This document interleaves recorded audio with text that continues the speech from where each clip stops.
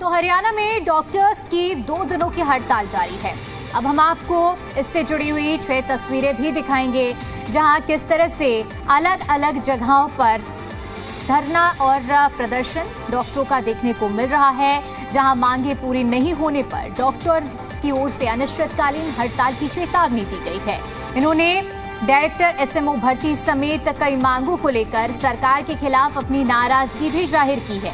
वहीं डॉक्टर्स की हड़ताल का असर अस्पताल में देखने को मिल रहा है। इस हड़ताल का खामियाजा मरीजों को उठाना पड़ रहा है।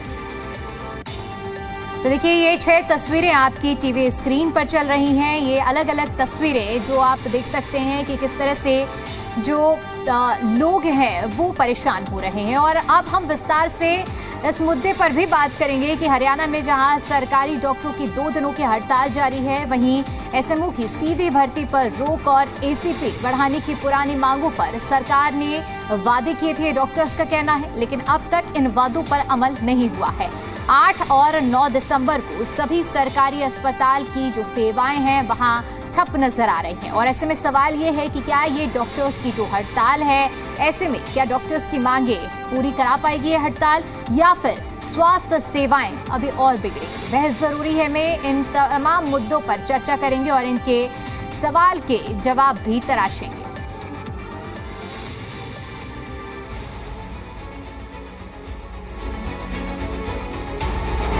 हरियाणा में सरकारी डॉक्टरों ने आज से 48 घंटों की हड़ताल शुरू कर दी है। इसमें इमरजेंसी सेवाएं, ऑपरेशन, ओपीडी और पोस्टमार्टम पर गहरा असर पड़ा है। Haryana civil medical services association के बैनर के तले यह हड़ताल हो रही है, जहां डॉक्टर एसएमओ की सीधी भर्ती पर रोक और एसीपी बढ़ाने की मांग कर रहे हैं। एसोसिएशन का कहना है कि ये मांगे पुरानी है। पिछले साल मुख्यमंत्री ने अधिकारियों को आदेश दिए थे, लेकिन फाइनेंस विभाग ने कोई कदम नहीं उठाया। अफसरशाही रोड़ा बनी, जिससे मजबूरन हड़ताल का फैसला लिया गया। डॉक्टरों का कहना है कि अगर 2 दिनों में मांगे पूरी नहीं हुई तो अनिश्चितकालीन हड़ताल का ऐलान किया जाएगा। इस हड़ताल से प्रदेश भर के सरकारी अस्पतालों में मरीजों की लंबी कतारें लगी हुई हैं। हिसार, करनाल, फतेहाबाद, झज्जर, यमुनानगर और अंबाला जैसे जिलों में स्वास्थ्य सेवाएं बुरी तरह से प्रभावित हैं। हालांकि कुछ जगहों पर आयुष डॉक्टर, एनएचएम कैडर और मेडिकल कॉलेज से स्टाफ बुलाकर व्यवस्था संभाली जा रही है। स्पेशलिस्ट डॉक्टरों ने हड़ताल में शामिल न होने का फैसला लिया है। इधर हिसार में भी सिविल अस्पताल की ओपीडी में रोज 1600 से लेकर 2000 मरीज आते हैं। हड़ताल की वजह से 157 में से 22 डॉक्टर ड्यूटी पर हैं। चीफ मेडिकल ऑफिसर डॉक्टर सपना गहलावत ने आयुष और अग्रोहा मेडिकल कॉलेज के डॉक्टरों की मदद से व्यवस्था संभाली है। हड़ताली डॉक्टरों को मनाने की कोशिश जारी है। एसोसिएशन के पदाधिकारियों ने चेतावनी दी है कि मांगे नहीं मानी गई तो जिम्मेदारी सरकार की होगी। आइए आपको डॉक्टर्स की प्रतिक्रियाएं भी सुनाते हैं। मजबूरन हमें ये फैसला लेना पड़ा। हम मरीजों को किसी प्रकार की भी दिक्कत नहीं होने देना चाहते। एक ये इतनी बड़ी डिमांड हमारी नहीं है संशोधित वेतनमान को लागू करना, जिसके बारे में अगर हमारे प्रदेश का जो मुख्यमंत्री कहते हैं और उसकी भी जो बात को पूरा ना किया जाए तो कहीं ना कहीं ब्यूरोक्रेसी का रोल आता है कि उनका जो है मन नहीं है हमारी इस डिमांड को पूरा करने के लिए। जो हमारे को अपने राज्य कार्यकारिणी से निर्देश है, 8 और 9 तारीख को सारी सेवाएं पूर्ण रूप से बंद रहेंगी और सरकार तब इन 2 दिनों में भी अगर हमारी डिमांड्स के प्रति गंभीर नहीं होती है तो हम अनिश्चितकालीन की हड़ताल पर जा सकते हैं। स्टेट एक्शन कमेटी ने कॉल ली है 8 और 9 तारीख को टोटल शटडाउन की। आप लोग देख सकते हैं कोई भी HCMS का डॉक्टर इस टाइम काम नहीं कर रहा है। हम सिविल हॉस्पिटल बहादुरगढ़ में इस टाइम खड़े हैं और कोई भी डॉक्टर जो HCMS कैडर का वो काम नहीं कर रहा है। सरकार ने ऑल्टरनेट व्यवस्था की है जो मरीजों के साथ गलत है कि एक BAMS डॉक्टर से आप ऑर्थोपेडिशियन की OPD दिखा रहे हैं, जो कि बिल्कुल ही ठीक नहीं है। सारे डॉक्टर जो HCMS कैडर के हैं, जो हमारे रेगुलर HCMS वाले हैं, सब स्ट्राइक में हैं। जो एडमिनिस्ट्रेशन वाले डॉक्टर हैं उनको छोड़ के बाकी सारे हमारे strike. Delivery patients, emergency, postmortem दोनों हॉस्पिटल्स में अगर देखा जाए तो भगवान की कृपा से और डॉक्टर्स की एक अलग 2 कैडर्स अलग अलग होने की वजह से ज़्यादा दिक्कत नहीं फेस कर रहे हैं पेशेंट्स। व्यवस्थाएं रिज्यूम्ड है, हर तरह के स्पेशलिस्ट अवेलेबल हैं। अग्रोहा मेडिकल कॉलेज से हमारे पास डिप्यूट कर दिए गए हैं। जैसे फिजिशियन है, सर्जन है, ऑर्थोपेडिशियन है और IENT के डॉक्टर्स हैं, तो वो OPD सर्विसेज करेंगे। उसके अलावा हमारे पास NHM में गायनेकोलॉजिस्ट ऑलरेडी अवेलेबल है, पीडियाट्रिशियन अवेलेबल है और कंसल्टेंट्स हैं हमारे पास। NHM के और भी डॉक्टर्स हैं और उन सबको लगा के हमने इमरजेंसी पोस्टमार्टम सारी व्यवस्थाएं कर रखी हैं। ओटी के लिए एनेस्थेटिस्ट है हमारे पास, कोई भी इमरजेंसी सीजरियन सेक्शन या कैसे आएगा तो हम उसमें अपनी सर्जरीज भी करेंगे सारा। हरियाणा में डॉक्टर्स की यह हड़ताल कितनी प्रभावी साबित होगी ये तो आने वाला वक्त बताएगा, लेकिन मरीजों की परेशानी और अनिश्चितकालीन चेतावनी से सरकार पर दबाव बढ़ गया है। क्या यह आंदोलन मांगे पूरी करा पाएगा? ब्यूरो रिपोर्ट, जी मीडिया।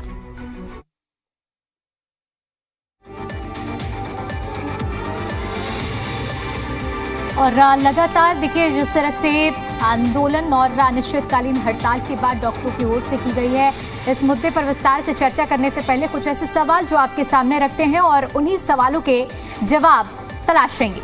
सवाल ये कि आखिर डॉक्टरों की मांगे कब तक और कैसे पूरी होंगी। सवाल ये भी उठ रहा है कि हड़ताल पर डॉक्टर्स अगर गए हैं तो इलाज कैसे होगा, और सवाल ये भी कि कैसे और कब तक इसका समाधान निकलेगा, क्योंकि वो तमाम प्रतिक्रियाएं भी हमने आपको सुनाई हैं। और इसी के बाद सवाल ये भी उठ रहा है कि डॉक्टरों की मांगे कब तक पूरी होंगी। सवाल ये भी है कि अगर जब डॉक्टर ही हड़ताल पर चले गए हैं तो मरीजों का इलाज कैसे होगा, क्योंकि इस हड़ताल का सीधा असर मरीजों पर पड़ रहा है, मरीजों के इलाज पर पड़ रहा है। और इसी में सवाल उठना लाजमी है कि कैसे और कब तक समाधान निकलेगा। ये वो अहम सवाल हैं जो कि इस वक्त डॉक्टर्स की हड़ताल के बाद उठ रहे हैं। दरअसल आपको बता दें कि 48 घंटों की हड़ताल का जो ऐलान डॉक्टर्स की ओर से किया गया है, सीधा उनकी ओर से कहा गया है कि उनकी मांगे जो कि पूरी नहीं हुई हैं और इसी वजह से डॉक्टर्स अपनी हड़ताल को 48 घंटे तक जारी रहेंगे। और महत्वपूर्ण बात यह है कि इस हड़ताल में चाहे इमरजेंसी सेवाओं की बात करें, पोस्टमार्टम सुविधाओं की बात करें, किसी भी तरह की मेडिकल सुविधा से जुड़ी हुई जो सर्विसेज दी जा रही हैं सरकारी अस्पतालों में, वो पूरी तरह से बाधित हैं और इसी का असर अब पूरे प्रदेश में देखने को भी मिल रहा है। और चलिए अब इस मुद्दे पर विस्तार से चर्चा करेंगे। चर्चा करने के लिए हमारे साथ मेहमानों का एक खास पैनल जुड़ चुका है जिनसे मैं आपका परिचय करा देती हूँ। डॉक्टर पंकज बेनीवाल जी हमारे साथ जुड़ चुके हैं, प्रवक्ता हैं भारतीय जनता पार्टी से। सुमित गौड़ जी हमारे साथ जुड़ चुके हैं, प्रवक्ता हैं कांग्रेस पार्टी से। रजवंत डहिनवाल जी हमारे साथ जुड़ चुके हैं, प्रवक्ता हैं इनेलो पार्टी से। और राजेश खयालिया जी हमारे साथ जुड़ चुके हैं, प्रदेश अध्यक्ष हैं Haryana civil medical service association के। आप सभी मेहमानों का आज की इस चर्चा में मैं बहुत स्वागत करती हूं। और सबसे पहले चर्चा की शुरुआत राजेश जी मैं आपके साथ करना चाहूंगी और आपसे समझना चाहूंगी, 2 दिन यानी कि 8 और 9 तारीख को प्रदेश में जो स्वास्थ्य सेवाएं हैं वो लगभग, अगर सरकारी अस्पतालों के लिहाज से हम बात करें तो ठप है। ऐसे में आप बतौर, क्योंकि जब आप मेडिकल सर्विसेज को रिप्रेजेंट कर रहे हैं तो आपसे मैं समझना चाहूंगी कि ये आंदोलन कहां तक और कैसे कैसे जाने की संभावनाएं आपको नजर आ रही हैं, या कोई बीच का हल अभी निकल सकता है? देखिए, कोई भी स्ट्राइक के लिए, आंदोलन के लिए कभी खुश नहीं होता है, उनको मजबूरी में ये स्टेप उठाना पड़ता है। डॉक्टर्स ने कोरोना काल में देखी अपनी जान तक गंवा कर देश को इस संकट से बाहर निकाला था। तो जहां तक एक स्ट्राइक की बात है, इसके लिए हमें इस कदर मजबूर किया जाता है कि हमारी जो 1 साल पुरानी जो डिमांड्स हैं, जो सीएम साहब ने अप्रूव कर दी थी, उनके अप्रूवल के बाद भी वो आज तक नोटिफिकेशन नहीं हो पाई। तो इसलिए एक विडंबना है कि हमें बार बार ये कदम उठाना पड़ता है। बिल्कुल ठीक है, मैं राजेश जी मैं लौटूंगी आपके पास में। और पंकज जी मैं आपसे समझना चाहूंगी, क्योंकि जब ये मुद्दा उठ रहा है तो ऐसा नहीं है कि एकाएक ये मुद्दा उठा है। अभी जिस तरह से राजेश जी भी इस चीज का जिक्र कर रहे हैं कि 1 साल पुराना मुद्दा रहा, हमारी बातें हुई और मांग रखी गई, मांग मानी भी गई, लेकिन आधिकारिक तौर पर पेपर में उस चीज का कोई असर देखने को नहीं मिला है। नतीजा प्रदेश की जनता अब खामियाजे के तौर पर भुगत रही है। नमस्कार दीपिका जी, सभी साथियों को नमस्कार और सभी दर्शकों को। देखिए, कोई भी स्ट्राइक होती है, कोई भी अपनी बात मनानी हो, अब जैसे खयालिया साहब ने भी कहा कि मजबूरन हमें ऐसा करना। देखिए, सरकार हमेशा ही जनहित के कार्य करती है जिसमें जनता को सीधा फायदा हो, और ये खयालिया जी भी मानते हैं कि माननीय मुख्यमंत्री जी ने पिछले साल ही एक जो है बातें मान ली गई थी और आज भी उन्होंने कहा है, माननीय मुख्यमंत्री जी का बयान अभी मैं थोड़ी देर पहले देख रहा था, माननीय स्वास्थ्य मंत्री जी का बयान देख रहा था, तो उन्होंने भी कहा है कि हमने कुछ बातें साथियों की, डॉक्टर साथियों की मान ली हैं और कुछ बातों को भी बिठा दी है। लगातार बातचीत के जरिए से ही जो चीजें हैं इनका हल निकल जाएगा। कोई बड़े ऐसा नहीं है कि हम डॉक्टर्स के साथ नहीं है या जनता के साथ नहीं, हमें डॉक्टर्स का भी उतना ही ख्याल है। और माननीय मुख्यमंत्री ने ये भी कहा कि डॉक्टर्स भगवान का रूप है, मानवता सबसे ज्यादा इन्हीं के अंदर होती है। ये हर चीज में अपने आप को सुदृढ़ रखते हैं, किसी भी प्रकार का कोई मरीज इनके सामने है उसको बड़े सरलता के साथ देखते हैं। तो माननीय मुख्यमंत्री जी की पूरी संजीदगी के साथ इस पूरे मुद्दे के ऊपर अपनी नजर बनाए हुए हैं माननीय मुख्यमंत्री जी भी। और स्वास्थ्य मंत्री आरती राव जी ने भी थोड़ी देर पहले बयान ही दिया है कि भाई जो एसएमओ को सीधी भर्ती करने वाली बात है उसको अब हमने मान लिया कि वो भर्ती नहीं होगी, जो डॉक्टर्स की डिमांड है उसके अनुरूप ही उसको चेक किया जाएगा। और भी कुछ डिमांड है उन पर भी धीरे धीरे बातें चल रही है। इसके विपरीत अगर बात करें तो आज 30 से 40% जो डॉक्टर्स थे जिन्होंने स्ट्राइक का आह्वान किया था, उसमें से 30 से 40% डॉक्टर्स ने ही उस स्ट्राइक में भाग लिया। क्योंकि और जो डॉक्टर्स थे, कुछ मैं गुड़गांव की अगर आपको बात करूं, गुड़गांव के सिविल सर्जन से मेरी बात हुई, उन्होंने मेरे से अच्छे से बातचीत हुई सारी। उन्होंने बताया कि 2000 के लगभग आज ओपीडी पेशेंट्स गुड़गांव के अंदर आए, जो कि और दिनों की अपेक्षा में ज्यादा रहे और उनको सुचारू रूप से देखा गया। और 7 पोस्टमार्टम, अभी आप कह रहे थे कि पूरी तरीके से पोस्टमार्टम नहीं किए गए, मैं कह रहा हूं कि गुड़गांव के सिविल सर्जन से मेरी बात हुई, उन्होंने खुद माना है कि आज गुरुग्राम के अंदर 7 पोस्टमार्टम हुए और एक सोहना के अंदर भी पोस्टमार्टम हुआ है। तो ऐसा कहना गलत है कि भाई पब्लिक को आप लोग थोड़ा सा सही जानकारी दें। अगर आप लोगों के पास नहीं है तो प्लीज हम दे पा रहे हैं। तो 7 पोस्टमार्टम गुरुग्राम में, एक सोहना के अंदर हुआ। पॉलीक्लिनिक जो गुड़गांव के अंदर है वहां पर 5 एमबीबीएस डॉक्टर्स को मैं ये करेक्ट करना चाहूंगी, जो जानकारी हमने ये दी थी कि डॉक्टर्स की ओर से कहा गया है कि पोस्टमार्टम, इमरजेंसी, सारी सुविधाएं का एक तरह से बहिष्कार ही किया जा रहा है। हालांकि कुछ जगहों पर ये रिपोर्ट में भी हमने दिखाया है कि वैकल्पिक मार्ग निकाला गया है। कुछ डॉक्टर्स से बात करके जो मरीज आ रहे हैं उनका इलाज भी करवाया जा रहा है, ये भी तो बताया गया है ना। नहीं, मैं तो पॉइंट आउट नहीं कर रहा ना, आप इतना परेशान ना हो। मैं सिर्फ जनता तक जानकारी सुचारू रूप से पहुंचे, इसलिए भारतीय जनता पार्टी का प्रवक्ता होने के नाते सही जानकारी आप तक और जनता तक पहुंचा रहा हूं। और राजेश खैलिया जी हमारे साथ बैठे हुए, उनको भी पूर्ण तरीके से नॉलेज है कि कौन से जिले के अंदर कैसा काम हुआ है। तो मैं बता पा रहा था, लेबर रूम जो जहां पर डिलीवरी होती है गुरुग्राम के अंदर, वो लेबर रूम भी चालू रहा, ऑपरेशन थिएटर्स भी चालू रहे, पीडियाट्रिशियंस भी रहे, एनेस्थीसिया के डॉक्टर्स भी बैठे रहे। और जो स्ट्राइक पर गए हुए डॉक्टर्स थे दीपिका जी, उसमें से भी 10 डॉक्टर गुरुग्राम जिले के वापस आकर के अपना कार्यभार संभाला और 12 बजे आकर के उन्होंने अपनी सीटें संभाली और अपने मरीजों को सुचारू रूप से उन्होंने अपनी सुविधाएं जो है जनता तक पहुंचाई। और इसके अंदर जो वैकल्पिक की जो हम बात करते हैं वो एनएचएम के माध्यम से डॉक्टर्स हैं, ईएसआईसी के माध्यम से डॉक्टर्स हैं, या फिर आयुष विभाग के डॉक्टर्स हैं, या मेडिकल कॉलेज में जो बच्चे पीजी कर रहे हैं, जिनको अच्छा खासा अनुभव भी है और अब वो पीजी कर रहे हैं, उनकी भी सुविधाओं का हमने जो जनता की सेवा के लिए उन डॉक्टर्स को भी अपॉइंट किया। तो किसी भी स्थिति में हम ये नहीं चाहते कि हरियाणा की जनता या जो मरीज है जो अस्पताल तक पहुंच रहा है वो किसी भी तरीके की असुविधा से वो गुजरे। और इवन गुरुग्राम के सिविल सर्जन से मेरी बात हुई तो उन्होंने कहा कि अल्ट्रासाउंड आज इतने ज्यादा हुए जो और दिनों की निस्बत आज कहीं ज्यादा अल्ट्रासाउंड गुरुग्राम। राजेश जी, कुछ आपका रिएक्शन, आपकी बात पर कुछ रिएक्शन देना चाह रहे हैं? बिल्कुल बिल्कुल बिल्कुल, जी जी जी राजेश जी।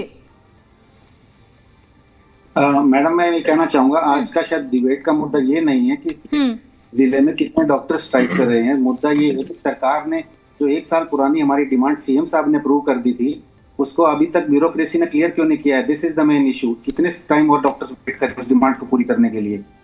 अगर ये आंकड़े ही ये डिस्कस करने हैं तो मैं जिले वाइज आंकड़े बता सकता हूँ किस जिले में कितने डॉक्टर स्ट्राइक कर गए हैं, पर please this is not the issue.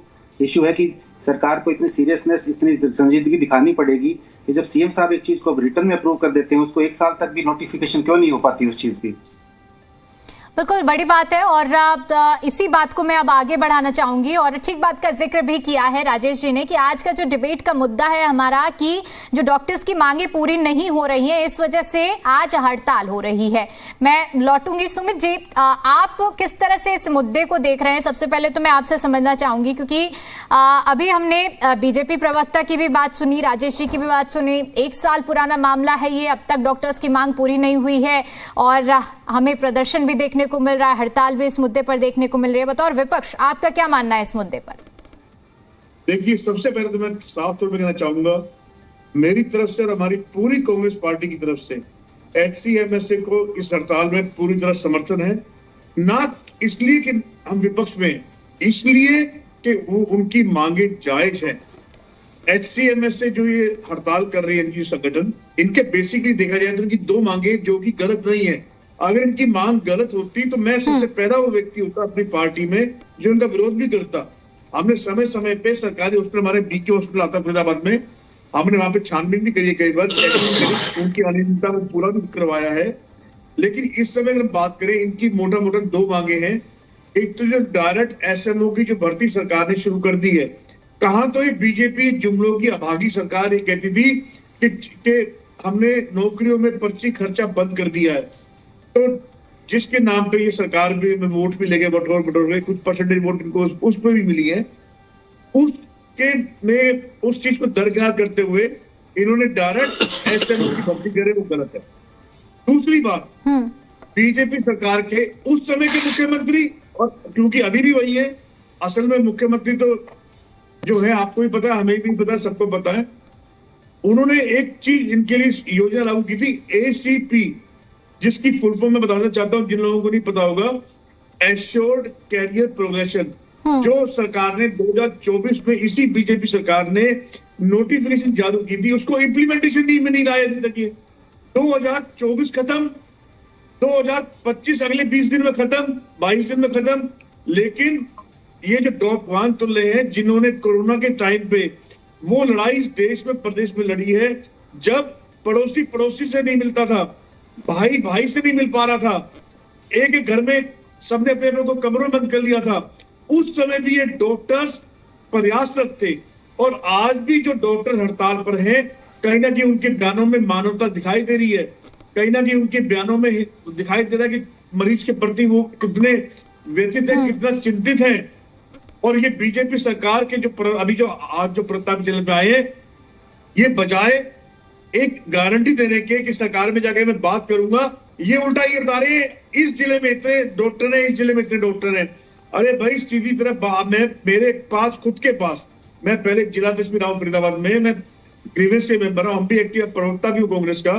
मेरे खुद के पास आज 3 फोन BK हॉस्पिटल के बाहर से आए हैं पेशेंट्स के, जिनको कोई नहीं देख पा रहा, जिनमें से एक को चोट लगी है एक्सीडेंट में, एक से मैंने पूछा क्या हुआ, उसको ब्रेन में कुछ प्रॉब्लम आ गई है, एक को कुछ छाती में दर्द था, चाहे वो वेदर के मारे हो, चाहे वो हार्ट के मारे, कुछ भी हो, लेकिन उनको अटेंडेंट तक भी नहीं हैंडल कर रहे हैं। आप BK हॉस्पिटल, मैंने उनसे बोला कि मैं 1 घंटा दूर हूं, अभी मैं आता हूं, अब मैं खुद जाऊंगा भी BK हॉस्पिटल में फरीदाबाद वाले में, तो आप ही देखिए, ये 3 डॉक्टर 4 डॉक्टर हाजिर होने से कोई काम नहीं चलता। बीजेपी सरकार को अब पता है कि चुनाव हो चुके, चुनावों में 4 साल है, उन्हें कुछ लेना देना नहीं है इस प्रदेश की और देश की जनता की समस्याओं से।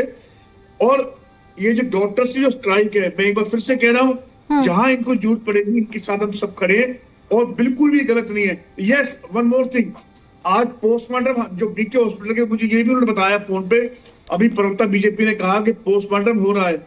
भैया मैं एक बात कहना चाहूंगा प्रवक्ता साहब आपको, ये आप भी समझ लें इस बात को, हम पोस्टमार्टम को फिर भी हम घंटे 2 घंटे 1 दिन टाल सकते हैं, लेकिन अगर कोई हार्ट पेशेंट खड़ा है, कोई से सांस नहीं आ रहा, कोई एक्सीडेंट केस आया है, आप उसको कैसे डिले कर सकते हैं? जो गया वो तो गया, उसका मुझे भी उतना ही, उसके परिवार को भी है। तो आप ऐसी बात कीजिए, कोई जस्टिफाइड सी बात कीजिए, अपनी सरकार में बात रखिए।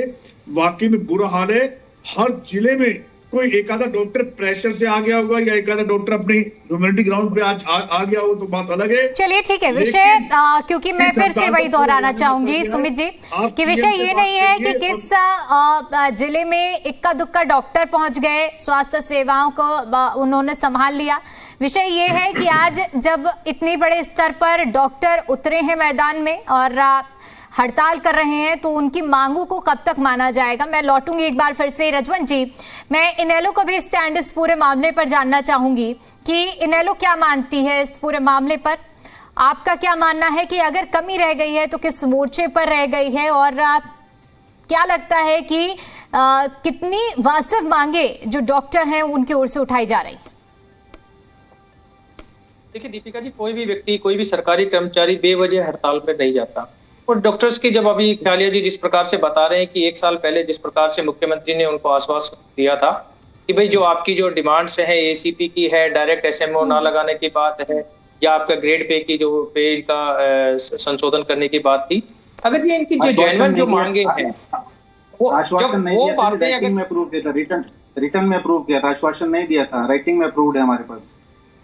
चलो और ज्यादा बेहतर तरीके से क्लियर कर दूंगा। जब रिटर्न में अगर उन्होंने दे दिया तो और उसके बाद क्या उम्मीद करे कोई भी व्यक्ति अगर कोई भी कर्मचारी अगर अधिकारी है, अगर उसको रिटर्न में और प्रदेश के मुख्यमंत्री ने अगर लिख के दे दिया है, उसके बाद भी अगर उसकी जिम्मेवारी जो बनती है, जो संबंधित अधिकारियों की बनती है, वो उसकी ना माने, तो एक बात तो बिल्कुल स्पष्ट होगी कि जिस प्रकार से थोड़ा दिन पहले आपने देखा होगा मुख्यमंत्री जी ने कहा होगा कि भाई मेरे तो एक चपरासी की भी बदली नहीं कर सकता, तो वो बात आज बिल्कुल प्रूव हो रही है कि अधिकारी और कर्मचारी, हम बार बार कहते हैं कि अधिकारी और कर्मचारी भारतीय जनता पार्टी के नेता हो, मुख्यमंत्री उनके मानते ही नहीं है।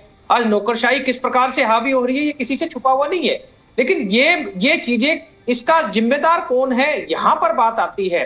जिस प्रकार बेनीवाल जी ने बताया कि बोला जी सब कुछ बिल्कुल ठीक चल रहा है, बेनीवाल जी आपकी बात का समर्थन कर देता हूं, अगर सब कुछ सही चल रहा है तो ये जो डॉक्टर्स है इनको परमानेंट हड़ताल पर रहने दें। अगर यही आप कह रहे हैं कि सब कुछ ठीक चल रहा है, इसका मतलब ये है कि सरकार बेशर्मी पे उतर आई है, उनको इनकी हड़ताल पर जाने से किसी प्रकार की कोई चिंता नहीं है। वो चिंता इस वजह से नहीं है कि जो गरीब मजदूर किसान और जो आम व्यक्ति है जो सिविल हॉस्पिटल में जाते हैं, समस्या उनको होती है, भारतीय जनता पार्टी के नेताओं को या उनके वर्करों को थोड़ी होती है। क्यों? क्योंकि उनके सब पैसे वाले हैं, वो शायद प्राइवेट हॉस्पिटल में करा लेते होंगे अपना इलाज, लेकिन जो आम व्यक्ति है, जो गरीब व्यक्ति है, वो तो बेचारा सरकारी अस्पताल में ही जाएगा ना। ये चीजें, ये छोटी छोटी जो समस्याएं हैं, जनता की जो समस्याएं हैं, वो इनसे गले उतरती नहीं है, इनको पता ही नहीं लगता। क्यों? क्योंकि ग्राउंड में जाए तब तो बात करते हैं। जैसे कह रहे थे कि बोलो भाई मेरी एसएमओ साहब से, सीएमओ साहब से मेरी बात हुई थी, बोला जी सब कुछ रूटीन में चल रहा है। अगर सब कुछ रूटीन में चल रहा है तो फिर इसका मतलब डॉक्टर्स जो ख्यालिया साहब जो प्रधान जी बैठे हैं, इसका मतलब तो इनकी जो हड़ताल है वो पूरी तरह से विफल हो गई। इसका कहने का मतलब तो यही हो गया।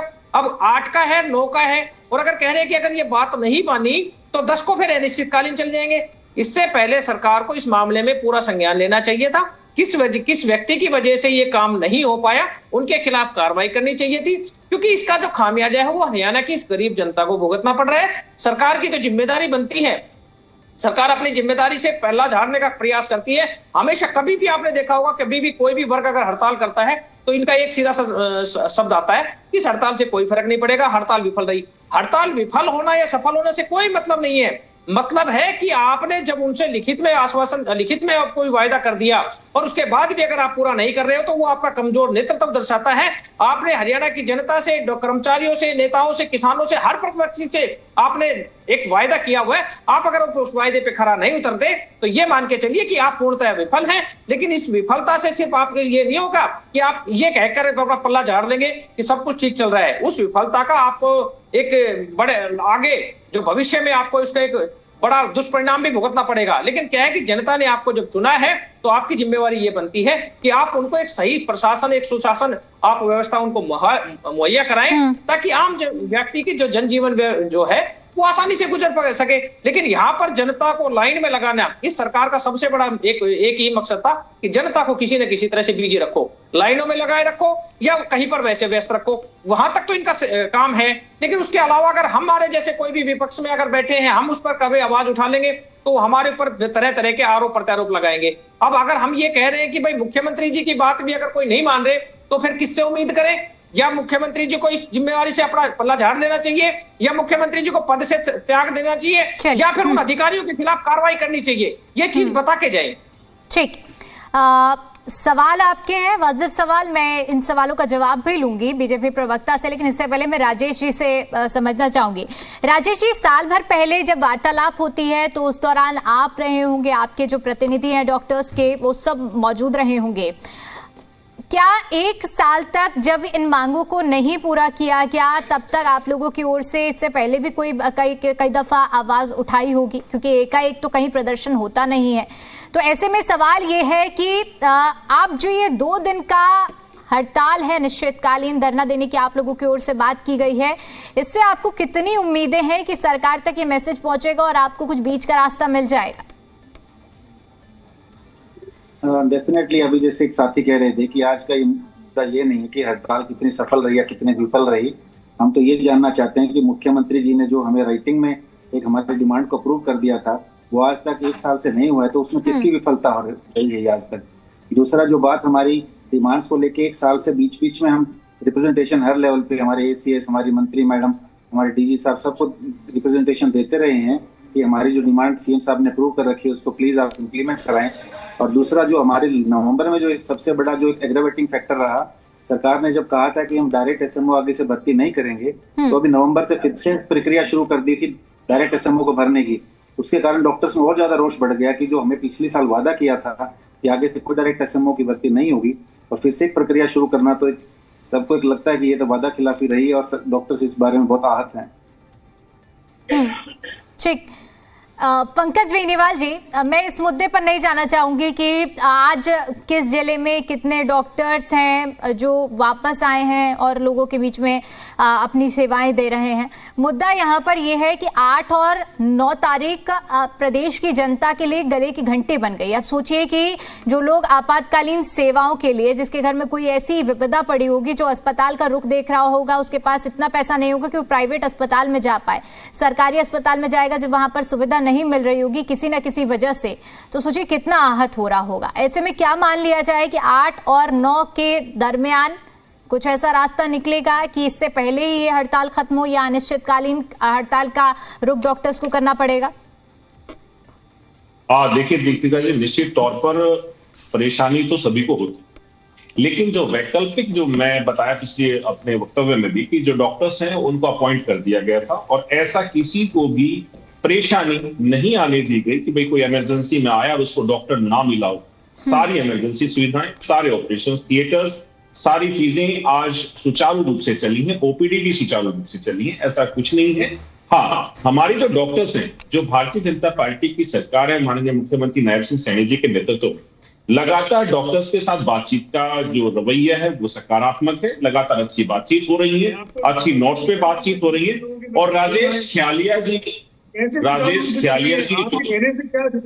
फरीदाबाद का मैं गवाह बैठा हूँ। अरे सुमित गौड़ जी रुकेंगे, आपके बीच में मुझे ही बोलना पड़ेगा। राजेश खियालिया जी के जो राजेश खियालिया जी की जो बातें बिल्कुल जो इनकी बातें स्पष्ट तौर पर है कि भाई हमारी जो डिमांड थी वो पहले भी ये थी और आज भी, और सरकार ने कहीं भी डिनाई नहीं किया। आज भी माननीय मुख्यमंत्री नायब सिंह सैनी जी ने कही या स्वास्थ्य मंत्री R.K. राव जी ने, दोनों ने कहा है कि जो डॉक्टर्स की डिमांड है कुछ हमने मान ली है और बाकियों पर भी वार्तालाप लगातार बातचीत जारी है। और डॉक्टर्स के साथ 2 मीटिंगें हो चुकी हैं। राजेश खैले जी शायद दोनों मीटिंग में उपलब्ध थे। दोनों मीटिंगों में सकारात्मक रवैये के साथ बातें हुई है। कुछ डिमांड को माना गया, सारी डिमांड अभी पूरी नहीं हुई। जब सीधी सी बात है, जब तक राजेश खैले जी की और डॉक्टर्स की सारी डिमांड पूरी नहीं होंगी तब तक इनका स्ट्राइक पे रहना या फिर अपनी बात को मनाने का कोई भी रवैया या तरीका इनका हो सकता है। लेकिन मेरी एक सभी डॉक्टर से अपील है, मैं खुद भी डॉक्टर हूं, कि मानवता के आधार पर हमारे को स्ट्राइक पर नहीं जाना चाहिए। जैसा कि आप बार बार में शब्दों का प्रयोग कर रही हैं कि कोई आएगा, या जजवंत दहीनवाल ने कहा कि भाई कोई परेशानी में आता है तो उसको सुविधाएं सारी मिले, एक स्पेशलिस्ट की सुविधा भी, एक नर्सिंग स्टाफ की सुविधा, सारी सुविधाएं जो डॉक्टर हॉस्पिटल में होनी चाहिए वो सारी मिले। तो सभी डॉक्टर से आह्वान है। और जो आपने कही बात की, ये अनिश्चितकालीन हड़ताल होगी कि नहीं होगी, निसंदेह आज हम आपके साथ बैठ के डिबेट में हैं और राजेश खियालिया जी के साथ भी मैं बैठा हूं मंच, हम आज एक स्क्रीन को शेयर भी कर रहे हैं साथ एक दूसरे के। तो मैं शब्दों का प्रयोग बड़े तरीके से कर रहा हूं कि अनिश्चितकालीन हड़ताल की तरफ राजेश खयालिया जी को या डॉक्टर्स को नहीं जाना होगा। लगातार भारतीय जनता पार्टी की सरकार माननीय मुख्यमंत्री नायब सिंह सैनी जी के नेतृत्व में और स्वास्थ्य मंत्री आरती राव जी के नेतृत्व में लगातार साथियों से बात कर रही है डॉक्टर्स की टीम के साथ, और डॉक्टर्स की जो डिमांड है जहां तक पूरी हो पाएंगी लगभग सारी डिमांड को पूरा किया जाएगा और सभी साथियों को मनाया जाएगा कि हमें वापस से मानवता के आधार पर अपनी जनता की जो सेवा का हमने प्रण लिया था वो पूर्ण हम करें। तो किसी को भी ऐसी असुविधा ना डॉक्टर्स को हो ना ही जनता को हो। तो राजेश खयालिया जी की टीम की जो डॉक्टर्स की पूरी डिमांड है वो उनमें से कुछ डिमांडें मान ली गई है। वो अभी माननीय मुख्यमंत्री जी ने भी कहा है और शायद राजेश खयालिया जी को पता भी होगा कि कुछ डिमांडों को मान लिया गया है और कुछ डिमांडों पर लगातार वार्तालाप बातचीत इनकी। चलिए ऐसा होता है तो बहुत अच्छा है कि ये हड़ताल यहीं खत्म हो जाए और अनिश्चितकालीन हड़ताल का रुख डॉक्टर्स को ना करना पड़े। मैं लौटूंगी आपके पास में और प्रतिक्रियाएं भी लूंगी, लेकिन इस बीच एक बड़ी खबर सामने आ रही है। पहले दर्शकों को बड़ी जानकारी दे देते हैं। डॉक्टर्स की हड़ताल से जुड़ी बड़ी खबर है, जहां पर स्वास्थ्य मंत्री आरती राव की ओर से अब इस मुद्दे पर प्रतिक्रिया सामने आई है। उनकी ओर से कहा गया है कि हम कई जगहों से डॉक्टरों को तैनात कर रहे हैं, सभी एनएचएम डॉक्टर्स को तैनात कर दिया गया है। इसके साथ ही साथ उन्होंने ये भी कहा है कि आयुष्मान भारत डॉक्टरों को भी तैनात किया गया है। आज कोई ऐसी जगह नहीं जहां पर ओपीडी ना चल रही हो। ये जानकारी स्वास्थ्य मंत्री की ओर से दी गई है। तो जिन बातों का हम जिक्र कर रहे थे कि कहीं ऐसी परिस्थिति जहां पर किसी को आपातकालीन सेवा के लिए अस्पताल पहुंचे और वहां पर इलाज न मिले, इसको लेकर ही ये बयान सामने आए स्वास्थ्य मंत्री की ओर से। और इसके अलावा एक और बड़ी खबर आपको बता देते हैं डॉक्टर्स की हड़ताल से जुड़ी हुई, जहां भिवानी मेडिकल कॉलेज में ओपीडी जारी है। ओपीडी की सेवाएं भिवानी मेडिकल कॉलेज में जारी, मरीजों का मेडिकल कॉलेज में ओपीडी में इलाज चल रहा है। भिवानी में डॉक्टर्स की हड़ताल जरूर है, लेकिन ओपीडी भी साथ साथ जारी है। यहाँ पर व्यवस्थाएं ऐसी की गई हैं कि कोई भी अगर मरीज आता है तो उसे स्वास्थ्य सेवाओं का लाभ मिल सके, इलाज मिल सके। आज भिवानी में डॉक्टर्स की जो हड़ताल है, लेकिन भिवानी मेडिकल कॉलेज में ओपीडी जारी है, यानी कि चौधरी बंसीलाल नागरिक अस्पताल की ओपीडी की बजाय मेडिकल कॉलेज में मरीजों का उपचार चल रहा है। यानी कि कुल मिलाकर यही उद्देश्य है कि एक तरफ जहां डॉक्टरों की नाराजगी है उसे तो खत्म किया ही जाए, लेकिन दूसरी तरफ जो भी मरीज अस्पताल का रुख कर रहा है वो बिना इलाज के अपने घर वापस ना जाए।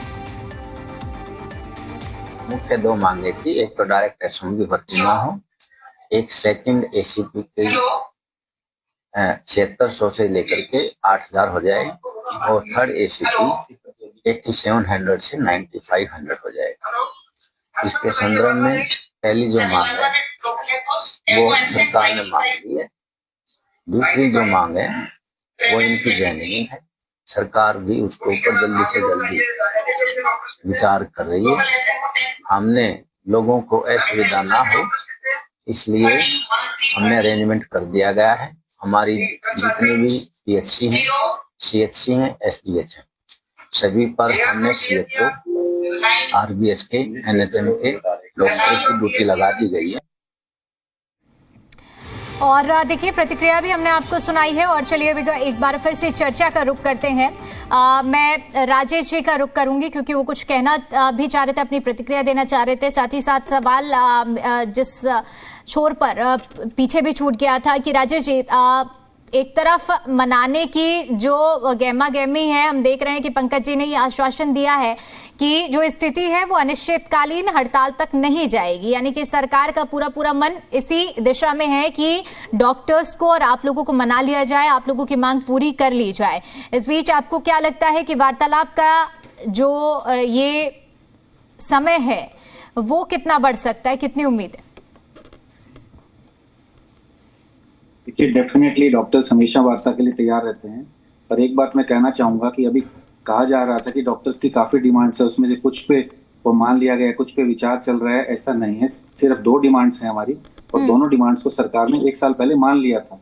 मानने के बाद सीएम साहब ने उसको राइटिंग में अप्रूव भी कर दिया था, बस वो फाइनेंस से वो नोटिफिकेशन नहीं हो पाई, तो अब दोबारा उस पर विचार किया जा रहा है, हमारी समझ से बाहर है। जब सीएम साहब 1 साल पहले अप्रूव कर चुके हैं तो एक साल से जो देरी थी नोटिफिकेशन में तो ये देरी सिर्फ एक विडंबना है कि दोबारा से विचार किस चीज पे किया जा रहा है। इसमें 2 ही डिमांड थी, दोनों सरकार मान चुकी है 1 साल पहले, सीएम साहब अप्रूव कर चुके हैं, तो उसको नोटिफाई कर देना चाहिए। हमारी यही रिक्वेस्ट है बस गवर्नमेंट से।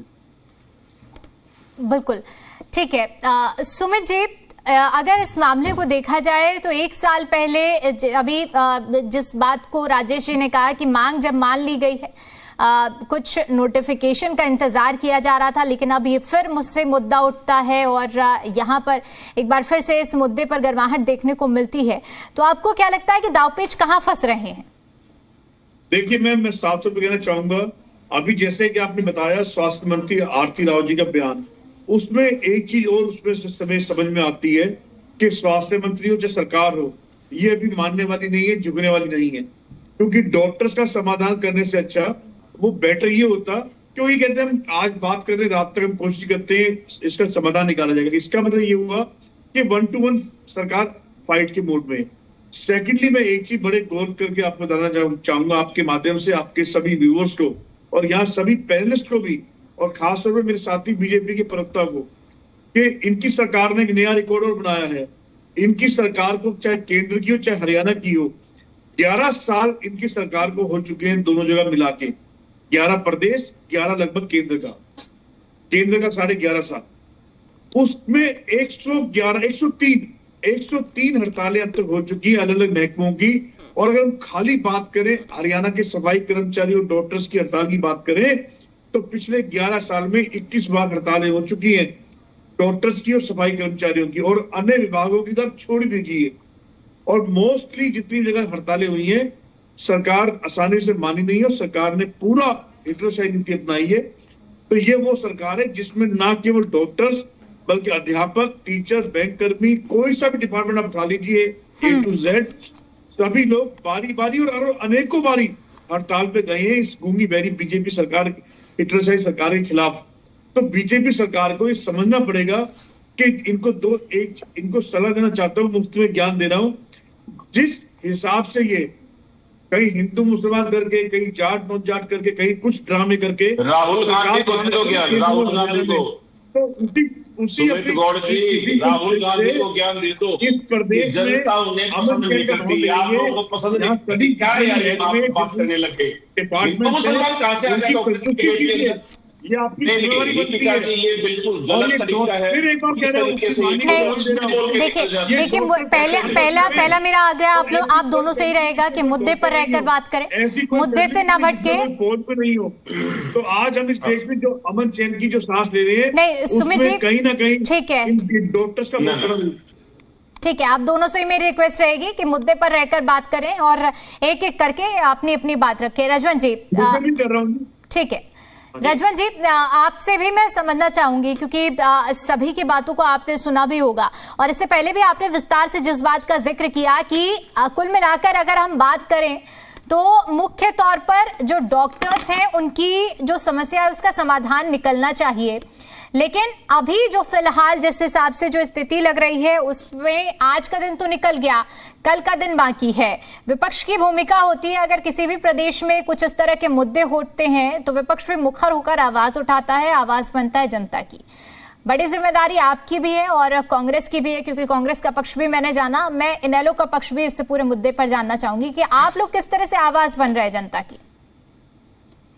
देखिए, जनता की आवाज बनना स्वाभाविक है। जनता की अगर कोई समस्याएं हैं तो जनता की समस्याओं का अगर सरकार के पास पहुंचाना, तो विपक्ष की तो काम यही है कि सरकार उस मुद्दे को लेकर जाए, सरकार से उसका समाधान कराए। लेकिन यहाँ पर आपने देखिए कि किस प्रकार से जो मुख्यमंत्री जी ने अगर कोई बात कह दी है और उसके बाद भी अगर वो बात पूरी नहीं हो रही है तो इसका मतलब ये हो गया कि कमजोर नेतृत्व है। जो बार बार ये कहते कि डमी मुख्यमंत्री है, मुख्यमंत्री की चलती नहीं है, तो मुख्यमंत्री जी की नहीं चलती है तो मुख्यमंत्री जी दूसरे व्यक्ति से मिलकर आप इस समस्या का समाधान कर दो, क्योंकि खामियाजा हरियाणा के उन गरीबों को, मरीजों को, उनको भुगतना पड़ रहा है। और दूसरी बात, एक चीज अभी जिस प्रकार से भाई बेनीवाल जी कह रहे थे कि डॉक्टर्स ज्यादातर तो आ गए थे, मैंने अभी बैठे बैठे एक छोटा सा आंकड़ा देख रहा था कि झज्जर में 201 डॉक्टर है, वो 130 डॉक्टर एब्सेंट थे। फतेहाबाद में 70 डॉक्टर थे, 67 डॉक्टर एब्सेंट थे। यमुनानगर में 94 में से 66 डॉक्टर एब्सेंट थे। बहादुरगढ़ में 55 में से 40 थे। महेंद्रगढ़ में 39 में से 36 डॉक्टर एब्सेंट थे।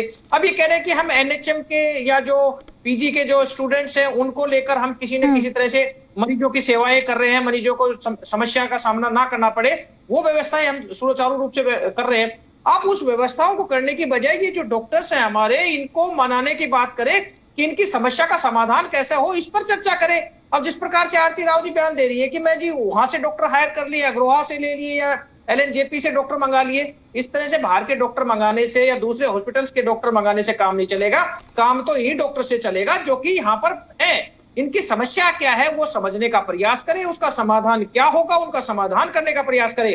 क्योंकि आपकी तो एक छोटी सी बातें आती हैं कि हम वहां से लेके आएंगे वहां से लेके आएंगे, लेकिन बाहर के व्यक्ति या हम ये कह सकते हैं किराए के या उधार के डॉक्टर लेके आने से समस्या का समाधान नहीं होगा। क्योंकि पहले ही सिविल हॉस्पिटल में किस प्रकार की भीड़ रहती है, क्योंकि डॉक्टर के पास जो प्रॉपर इक्विपमेंट नहीं होते, मशीनरी नहीं होती, या उसकी वजह से भी मरीजों को इधर उधर धक्के खाने पड़ रहे हैं, अपनी जेब लुटानी पड़ती है, सिविल हॉस्पिटल की बजाय प्राइवेट हॉस्पिटलों में जाकर उनको अपनी जांच करानी पड़ रही है, और ऊपर से ये अगर हड़ताल आ जाती है।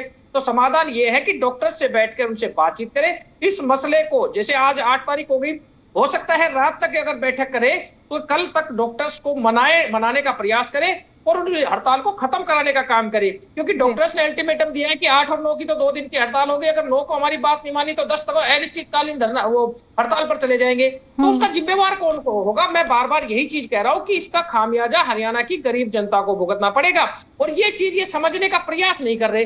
हो सकता है इनके दिमाग में ये बात भी हो तो ये डॉक्टरों की समस्या का समाधान करना नहीं चाह रहे। 2 चीजें तो आ रही है ना।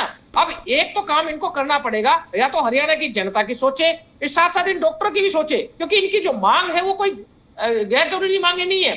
ठीक है, सब चाहते हैं कि भाई डायरेक्ट भर्ती ना करे, हमें प्रमोट कर दे, क्योंकि 644 पद थे SMO के, 200 में खाली पड़े हैं। अगर उन पदों को डायरेक्ट ना भर के प्रमोट करके भर दिया जाएगा तो स्वाभाविक इनकी सिंपल सी डिमांड है। इनकी पे फिक्सेशन की अगर कोई बात है तो पे फिक्सेशन, अगर इनका ACP का कोई मामला है तो उसको सॉर्ट आउट करें। अगर संबंधित अधिकारी इसमें कार्रवाई नहीं करे तो एक बार उनको बुलाकर यही तो पूछना था, भाई क्या दिक्कत है आपको, काम क्यों नहीं कर रहे। लेकिन अगर ये भी नहीं कर सकते तो इसका मतलब इनकी मंशा पे सवाल खड़ा होता है। ये हरियाणा की जनता को किसी न किसी तरह से प्रताड़ित करना चाह रहे हैं, और उसी प्रताड़ना का शिकार कहीं ना कहीं हमारे जो डॉक्टर्स एसोसिएशन के प्रधान है या पूरे जो हरियाणा के डॉक्टर्स हैं उनको होना पड़ रहा है, और खामियाजा हरियाणा की गरीब जनता को भुगतना पड़ रहा है। चलिए ठीक है पंकज जी, अब इसी पर जवाब दे दीजिए, क्योंकि प्रदेश में जब भी कभी इस तरह का मुद्दा उठता है तो बात और घूम फिर कर सीधा जो केंद्र बन जाता है वो अफसरशाही पर बन जाता है, कि प्रदेश में अफसरशाही काफी ज्यादा हावी हो चुकी है। इस मुद्दे पर भी हम अगर देखें तो अभी जिस तरह से राजेश जी भी जिक्र कर रहे थे कि पहले इन बातों को मान लिया गया है, मामला सिर्फ फाइनेंस डिपार्टमेंट में अटका हुआ था, लेकिन अफसरशाही इतनी ज्यादा हावी हुई कि मामला 1 साल तक लंबित रहा और आज डॉक्टर्स को हड़ताल करना पड़ रहा है। तो क्या मान लिया जाए कि ये जो तथ्य रखे जा रहे हैं इसमें कुछ सच्चाई है, वाजिब बातें उठाई जा रही हैं?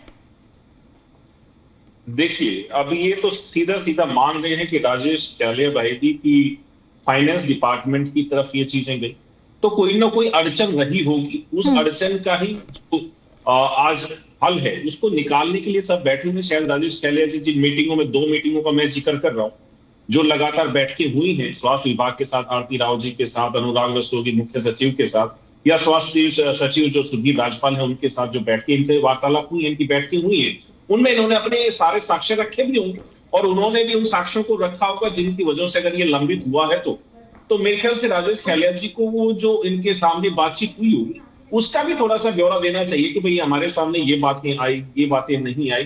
तो सारी चीजें जब तक पब्लिक के सामने ना, पब्लिक डोमेन में ना हो, हरियाणा की सरकार हमारे मुख्यमंत्री नायब सिंह सैनी जी के नेतृत्व में लगातार जनता के फेवर में और अपने हरियाणा के प्यारे जो सुदृढ़ डॉक्टर्स हैं जिन्होंने कोरोना काल में हरियाणा को, पूरे देश को बाहर निकाला, उनके साथ लगातार खड़ी है। कोरोना वॉरियर्स के रूप में इनको नवाजा गया था। तो ऐसा कुछ भी नहीं है। ये विपक्ष के साथ ही बिना बात की बातें करें। रजवीन दहीलाल कहते हैं कि लाइनें लगा दी। अरे भैया, लाइनें तो हमने खत्म की है सारी की सारी, लेकिन ये डिबेट का विषय नहीं है, इसलिए मैं उन लाइनों पर नहीं जाऊंगा कि किन लाइनों को हमने भारतीय जनता पार्टी की सरकार में आने के बाद खत्म कर दिया है।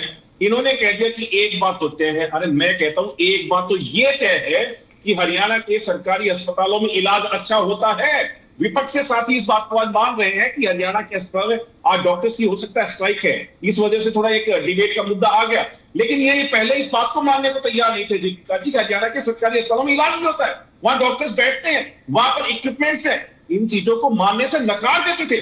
कम से कम आज इस बात को ये मानने को तैयार है कि हरियाणा की सरकारी अस्पतालों में हरियाणा की गरीब जनता और हरियाणा की जनता के लिए स्वास्थ्य विभाग अच्छा काम कर रहा है और सारे सरकारी अस्पतालों में सारे इक्विपमेंट्स हैं। डॉक्टर्स की कमी थी और हमने एक वैकल्पिक, भाई इनसे बात नहीं बन पाई। ये लोग क्या चाहते थे विपक्ष के साथी कि डॉक्टर्स ही अवेलेबल ना होते, कि हरियाणा की सरकार और डॉक्टर्स का अपॉइंट ही ना करती, हरियाणा की जनता ट्राई करती रहती। ये लोग चाहते थे अरे भाई ठीक है, रूठना मनाना चलता रहता है, डॉक्टरों के साथ बातचीत लगातार चल रही है हमारी, हम कुछ डिमांड इनकी मान चुके हैं। दूसरी डिमांड के लिए जो राजेश खैला जी ने कहा कि 2 डिमांडें मुख्य रूप से थी हमारी, दूसरी डिमांड के लिए भी लगातार सुचारू रूप से सकारात्मक तरीके से बातचीत चल रही है। अगर डॉक्टर्स काम पर नहीं आ रहे हैं तो हमने कम से कम उन मरीजों को असुविधा नहीं होने दी, चाहे वो इमरजेंसी की बात करें।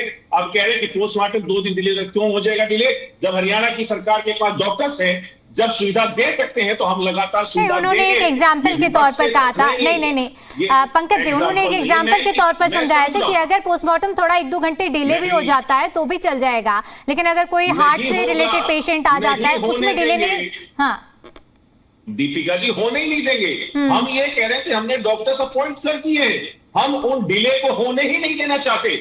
हमारे डॉक्टर्स हैं बहुत सुसज्जित, बहुत अच्छे डॉक्टर्स हैं, ये बहुत जल्दी ड्यूटी पे, बहुत जल्दी। अरे मैं गुरुग्राम को उदाहरण दूंगा, फिर आप यूं कहेंगे कि भागे। गुरुग्राम के, अरे रजवंत जी आप सुन लेंगे, गुरुग्राम के अंदर ही डॉक्टर्स कितने अवेलेबल थे कि हमने 2 डॉक्टर्स को अपॉइंट किए हैं, पर वो बता दीजिए मुझे। अरे वही बता रहा हूँ भाई, वही बता रहा हूँ, बोलते रहेंगे। अरे आप अकेले मैं बता पा रहा हूँ, 8-10 लोगों का आपका डेटा दिया है ना, आप एक बार उनकी बता। और मैं भी वही दे रहा हूँ आपको, अरे मैं भी वही दे रहा हूँ भाई। गुरुग्राम के अंदर ही हमने इतने ज्यादा डॉक्टर अपॉइंट कर लिए थे कि 2 डॉक्टर को चरखी दादरी भेजना पड़ा कि आप लोग चरखी दादरी के सिविल हॉस्पिटल में जाकर के सेवाएं दें। तो हरियाणा की सरकार ने बहुत संजीदगी के साथ इस पूरे जो सिस्टम है उसको संभाला है और आरती राव जी ने बतौर स्वास्थ्य मंत्री होते हुए पूरे हरियाणा के सिविल हॉस्पिटल का एक वॉर रूम बना रखा है। पूरे हरियाणा अलग अलग जिले के अंदर, सभी जिलों के अंदर वॉर रूम बना हुआ है जहां पर पूरी टीमें बैठी हुई हैं, सुबह से लेकर रात तक, रात से लेकर सुबह तक। कहीं भी कोई असुविधा ना हो, अगर कहीं पे डॉक्टर नहीं अवेलेबल हो रहा है तो तुरंत वहां पर डॉक्टर को अवेलेबल करा देना। ये हरियाणा की सरकार नायब सिंह सैनी जी के नेतृत्व में और आरती राव स्वास्थ्य मंत्री जी के नेतृत्व में लगातार बेहतरीन काम कर रही है। ठीक है, लेकिन आप बेहतरीन काम के दावे तो कर रहे हैं, लेकिन अगर आज हड़ताल की स्थिति न बनती तो ये दावे ज्यादा अच्छे लगते। मैं ठीक है लौटूंगी आपके पास में। सुमित जी, हड़ताल को भी बहुत जल्द खत्म करेंगे। ठीक है सुमित जी, जब अफसरशाही की बात हो रही है तो मैं आपसे भी समझना चाहूंगी कि आपको लगता है कि इस हड़ताल के पीछे कई मुख्य वजह, मुख्य कारण कहीं ना कहीं अफसरशाही हावी होने को भी माना जाए? नहीं, देखिए मेरी बात सुनिए, इनकी मांग बताइए ना, इनसे बीजेपी की प्रवक्ता से बोलिए, या तो यहाँ पे ये बोलने का दम रखे कि इनकी मांग गलत है। ये भी जानते हैं, इनकी अंतरात्मा भी जानते हैं कि इनकी मांग बिल्कुल ठीक है, और आप भी जानते हैं और हम भी जानते हैं, क्योंकि जो लोग इतने समय से प्रतीक्षा में हैं एसएमओ के लिए, आप डायरेक्ट कैसे अपॉइंट कर सकते हैं? फिर तो आप डायरेक्ट डीएसपी भी लगा दीजिए, आप डायरेक्ट एसपी भी लगा दीजिए, डायरेक्ट एक्साइज कमीशन लगा दीजिए, फिर तो एक तरह से गलत रास्ता खोल देंगे ना, जो पहले का बंद करा हुआ है। कहां तो ये पहले तो बड़ा चिल्लाते थे ये, और अब ये खुद गलत रास्ता अख्तियार कर रहे हैं। आप ये देखिए, साफ तौर पे कहने जा रहा हूं मैं आपको एक बात, कि इस बीजेपी सरकार को डॉक्टरों से किसी मानवता नाम की चीज नहीं है। आज इस देश में 2 लोग ऐसे, डॉक्टर और फौजी, अगर ये 2 लोग नहीं हो ना तो देश नहीं चल पाएगा, 72 घंटे भी, 3 दिन भी नहीं चल पाएगा। और किसान, तो ये जो हम इन तीनों को कैसे हम साइड में कर सकते हैं? इनफैक्ट मैं तो ये कहूंगा कि अगर इनकी तो एक आधी गलत मांग भी हो वो भी मांगनी चाहिए, क्योंकि ये वो लोग हैं जो 24/7 देश के लिए काम कर रहे हैं। और मिलता क्या है इनको? अब आपसे मैं सीधी बात कर रहा हूं मैडम, मेरे से एक सीधी बात की सुनिए आप। एक सरकारी डॉक्टर अगर अपनी पूरी लाइफ टाइम नौकरी कर ले और एक सरकारी डॉक्टर अपनी पूरी पेंशन जोड़ ले, तो भी मिला के वो 1 करोड़ 1.25 करोड़ से ऊपर नहीं जाएगा। आप ध्यान सुनना मेरी बात को, मैं डॉक्टर की बात कर रहा हूँ, एसएमओ की नहीं कर रहा, सीएमओ की नहीं कर रहा, मैक्सिमम 1.25 करोड़। और अगर बात करें जो प्राइवेट प्रैक्टिशनर डॉक्टर्स हैं, वो साल में भी इतना कमा लेते हैं, कई ऐसे हैं। तो ये लोग अपने भविष्य को आगे अपना पर्सनल प्राइवेट प्रैक्टिस ना करके, इनकी प्राइवेट प्रैक्टिस भी बंद कर रखी है हम लोगों ने, सरकार ने भी, और जो सही भी है। तो ये लोग जो केवल इसी पे निर्भर हैं, अपनी सैलरी पर, अपनी पेंशन पे।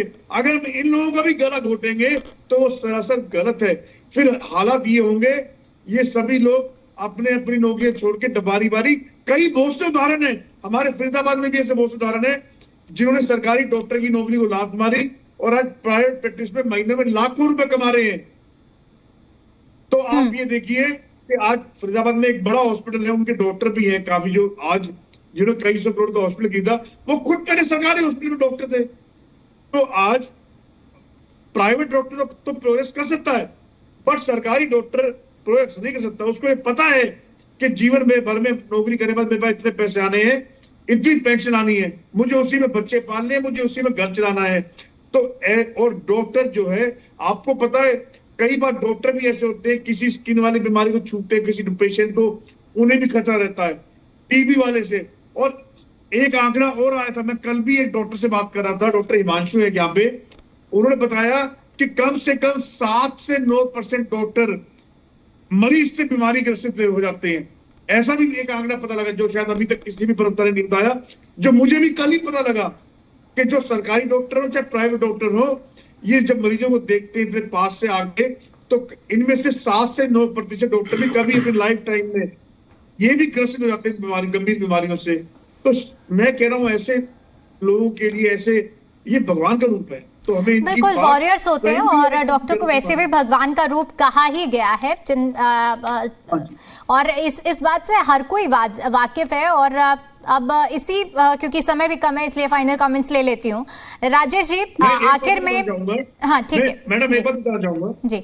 मेरे जो सगे ताऊजी वो नहीं रहे, स्वर्गीय डॉक्टर सुभाष चंद्र गौड़, उन्होंने पहले अपनी प्रैक्टिस बी के हॉस्पिटल फरीदाबाद से शुरू करी, उनकी पोस्टिंग हुई थी। तो उस समय उनको तकरीबन बताते थे 300 या 300 कुछ रुपए महीने के मिलते थे। आप लगा लीजिए, अब जब उन्होंने अपनी प्राइवेट प्रैक्टिस शुरू करी तो उन्होंने 30 साल में इतना ग्रोथ किया। आज फरीदाबाद के सेक्टर 15 में भी उनकी कोठी प्रॉपर्टीज है। तो उन्होंने साथ साथ उनको प्राइवेट प्रैक्टिस में ज्यादा कमाई हुई, इसलिए उन्होंने छोड़ दिया ना। तो आज उनके बच्चे भी सेटल्ड है, खुश है। तो इन डॉक्टर्स का तो ये भी नहीं पता कि इनकी आने वाली पीढ़ी जो होगी वो कितने सुख में रहेगी, कितने ऐशोआराम में रहेगी। चलिए तो मैं हाथ जोड़ के सरकार से करता हूँ कि इन डॉक्टर्स के लिए बिना कुछ सोचे जल्द फैसला लाएं इनके हक में। ठीक है, रजवन जी कंक्लूड करिएगा फाइनल कमेंट के साथ।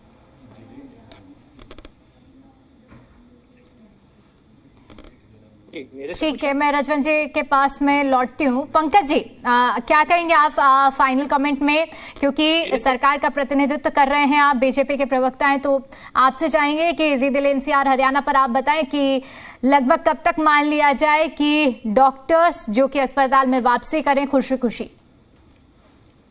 देखिए, वार्तालाप का दौर जारी है। हमारी जो स्वास्थ्य मंत्री हैं, हमारे जो मुख्य सचिव हैं, स्वास्थ्य सचिव हैं, वो लगातार इनसे बातचीत कर रहे हैं और बहुत जल्द इसका हल निकल जाएगा। और हमारे जो डॉक्टर्स हैं जिन्होंने हमें कोरोना काल में भी बाहर निकाला था, वो सारे के सारे वापस अपनी जॉब्स के ऊपर वैसे ही पहुंच जाएंगे। 2 दिन नहीं लगेंगे, उन्होंने 2 दिन का अल्टीमेटम दिया है। लेकिन मुझे लगता है कि ये 2 दिन पूरे नहीं होंगे, इनकी स्ट्राइक से पहले ही इनका और सरकार का आपसी जो तालमेल है वो बन जाएगा और हरियाणा की जनता को जो अबाधित जो सुविधाएं मिलनी चाहिए स्वास्थ्य लगातार मिलती रहेगी। चलिए, उम्मीद हम भी यही करते हैं कि जल्द से जल्द जो डॉक्टर हैं उनकी मांगे पूरी कर ली जाएं और वापस वो अस्पतालों में नजर आएं।